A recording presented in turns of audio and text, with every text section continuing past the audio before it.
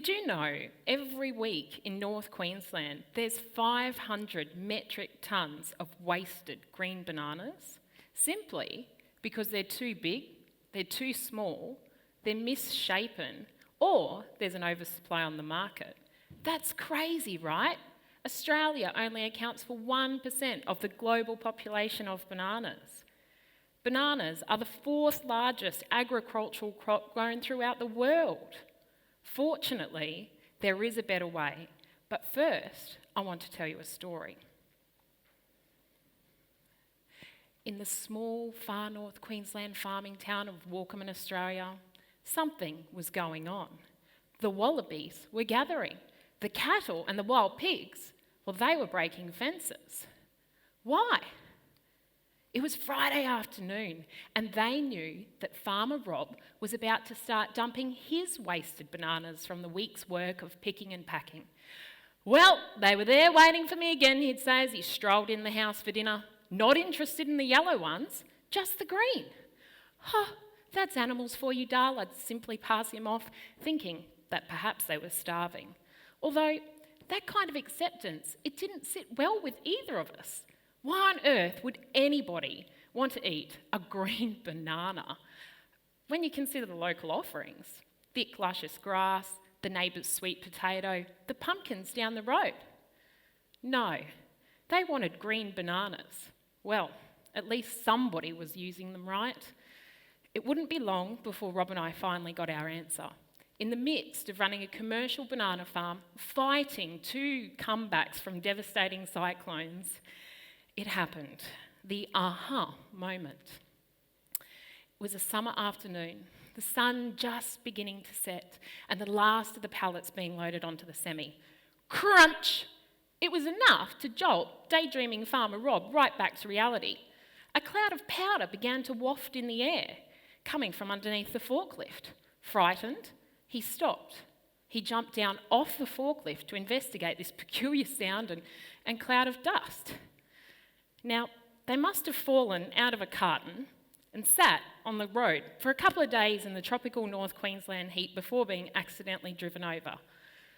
Now, where most would see just another wasted banana or a mess, not our Rob. No, he saw opportunity. Taste it, taste it, taste it, he came screaming in the door that night. Oh boy, you've really gone bananas this time, I thought.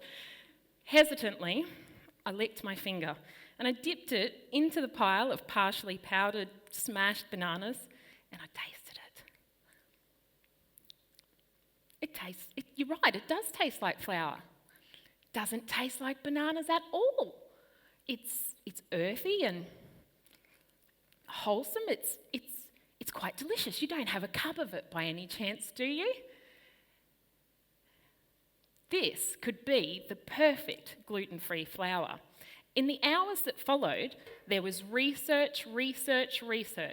Green bananas for cooking, green bananas as a porridge, but nothing about green bananas as a flour. So, we thought this could be the perfect solution to our 5 tonne of wasted bananas every week. Let's do it. Let's make green banana flour. And we did. But it's easier said than done.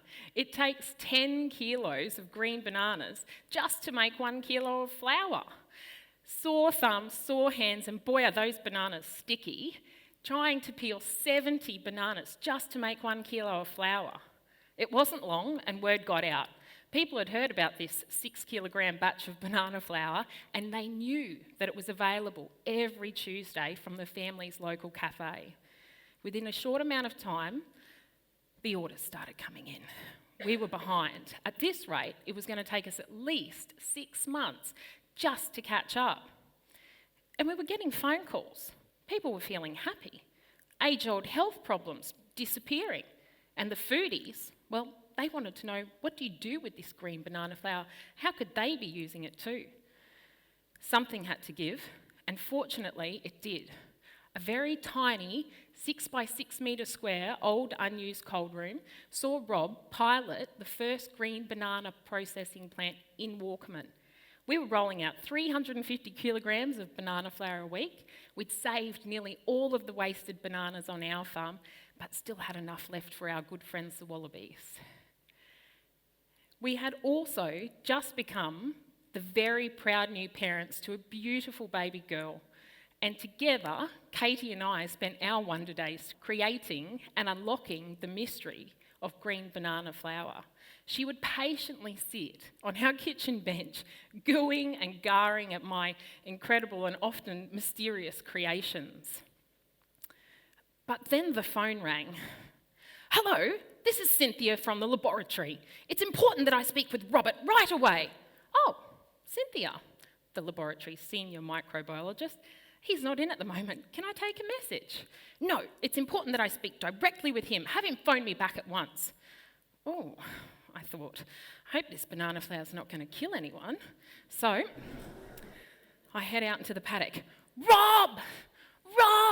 The lab's on the phone and it's urgent that they speak with you." A very cool Farmer Rob strolls in the house to phone Cynthia. She was waiting. "Robert, what is this sample that you've sent us? It simply marks sample A and sample B."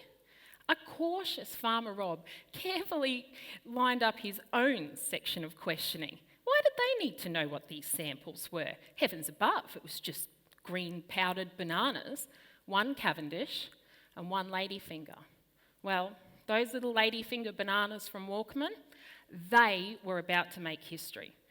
They were the richest source of resistant starch ever tested on Earth, and we had discovered it. Now, what is resistant starch? Resistant starch is pretty much exactly that. It's resistant to primary digestion. When it gets into our large intestine, it ferments, creating a chemical called butyrate. Butyrate feeds the good bacteria that lives within our gut. When the good bacteria is thriving in our gut, so are we. If it wasn't enough that these little ladyfinger bananas from Walkamin were the richest source of resistant starch, we also found that they contained 5-HTP. Now, when 5-HTP is consumed, it produces serotonin. Serotonin is what's responsible for making us feel good. It makes us feel happy. It makes us sleep well. At this point in time, we were totally in the mood for making a few more world-first scientific discoveries. So we asked the research team, throw it on agar plates with staph and E. coli. Let's see what happens. And guess what? Those little green ladyfingers from Walkamin, they inhibit the growth of staph and E. coli. Well, we had the Great Divide. With more than 1,000 varieties of bananas in the world, nobody had ever thought to start looking them differently as in their nutritional value and their properties. We were going to need a bigger factory. 350 kilos of green banana powder made from ladyfingers wasn't going to solve the world's health issues. It wasn't going to be enough for all the foodies, and it certainly wasn't going to be enough to start killing off staph and E. coli. So we built one. The Natural Evolution Facility, the world's first and still the only pharmaceutical-grade green banana processing facility in the world, stands proud in Walkamin today. Easily, we can produce 1 tonne of powder, albeit banana flour from Cavendish bananas, or green banana resistant starch as a supplement from green ladyfinger bananas on an 8-hour shift. We have scientifically proven our method, and it locks in nutrients 20 to 50 times higher than conventional food processing techniques. It has been the very well-deserved winner of many local and international sustainability and innovation awards. The process is completely in line, it's cold, it's raw, and it can easily give fruit or veg up to 3 years natural shelf life. What began as trying to solve our waste problem really has become so much more. The animals, they were there, and they were telling us all along. We couldn't see it without a microscope, but instinctively they knew. They were feeling happy, serotonin. Their digestion was working well, resistant starch, and they were in peak physical condition, shiny coats, vitamins and minerals. This story began 7 years ago, with many more chapters still to be written. Australia accounts for 1% of the world's banana population. What is our problem is the world's problem, and we look forward to solving that problem together.